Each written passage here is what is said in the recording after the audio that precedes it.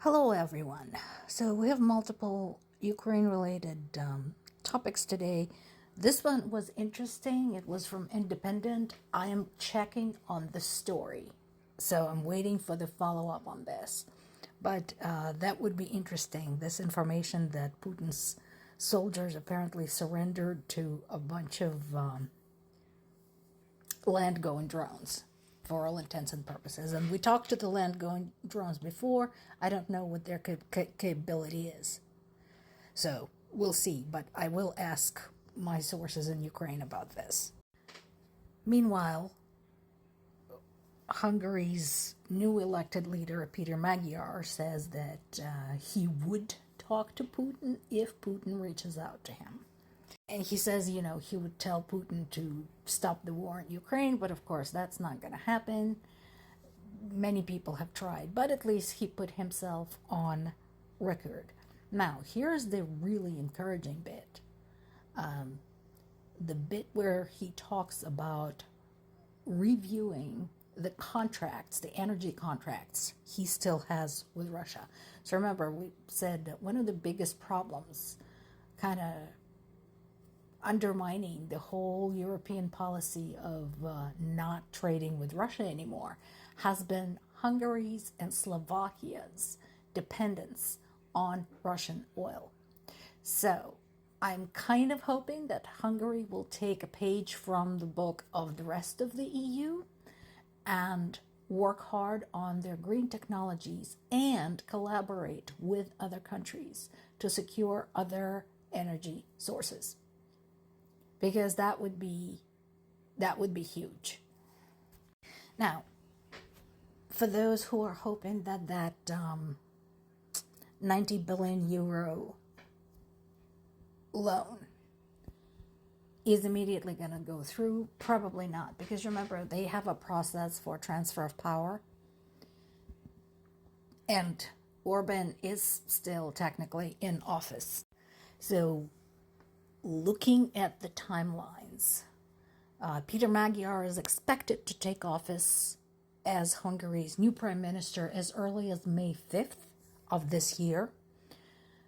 The sooner the better, but remember, that's still 3 weeks away. A lot of things can happen in 3 weeks. We know this.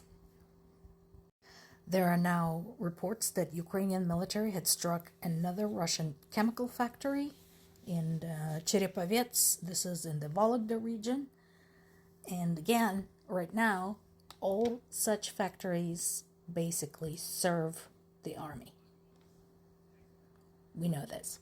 So that makes them legitimate military target. And unfortunately, Russian and Belarusian athletes will be allowed to participate in the World Aquatics events with their flags, their uniforms, etc., etc. Again, I don't understand why the world's sports organizations choose to be subservient to Russia. I don't get it. Yes, I understand that a lot of these events are heavily sponsored. They bring significant finances in, but it has to stop somewhere. Something has to be worth more than the money you're getting from the Russian oligarchs.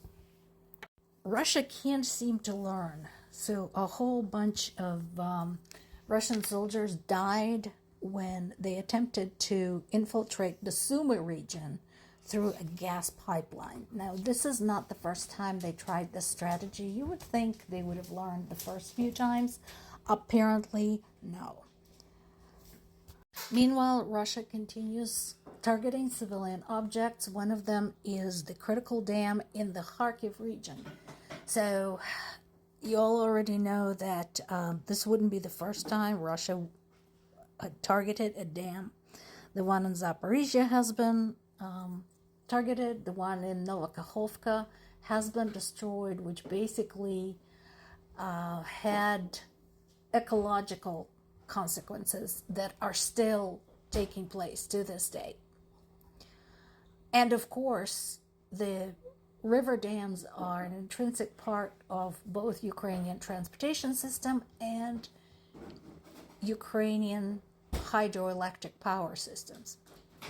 So it's quite clear why they're targeting it. And Kharkiv being the second largest city in the Ukraine, yeah, they really want to just leave Kharkiv without power. In addition, there's been another missile strike on Dnipro, which killed 5 people and injured 27. There basically were, once again, explosions heard in the city. And this is, again, the casualties that we know about. There may be more because I'm sure you understand that rescue services are on the ground looking for people, trying to get people from under the rubble. Also, people who were hospitalized are still being diagnosed. For example, one of the victims died in hospital. So these things unfortunately happen. So basically, the Easter truce that wasn't really a truce is over, and things are back to the way they were. Russia murdering Ukrainian civilians. Now, another interesting thing today on the Kyiv Independent website is this interview about somebody from Lithuania, specifically addressing the question of certain Western countries and individuals not quite understanding certain things about Russia. And yeah, there are people like Garry Kasparov, Vitaly Portnikov, Arkady Babchenko, and many others, plus citizen journalists like myself, who try to explain them. And it still sometimes doesn't sink in. So this is a really, really good interview. I strongly recommend you look it up on Kyiv Independent and read the entire thing. Now, the interviewee here is Juozas Olekas, who is Lithuania's parliamentary speaker. He is a surgeon by training, and his family history starts long before present events in Ukraine, but it's all connected. Olekas was born to his Lithuanian parents in Siberia because they were deported there by Soviet authorities during World War II. So right away, the story of his life began with a prime example of what it's like to be a non-Russian national in the Soviet Union. So he provides some crucial insight, I think, as to why somebody, anybody, might decide to break off their ties with Russia and fight for their independence, like Lithuania did, like other Baltic states did, like Ukraine did eventually and continues to do to this day. And like so many covering these topics, Olekas also points out how important it is not to forget historic lessons. More to come.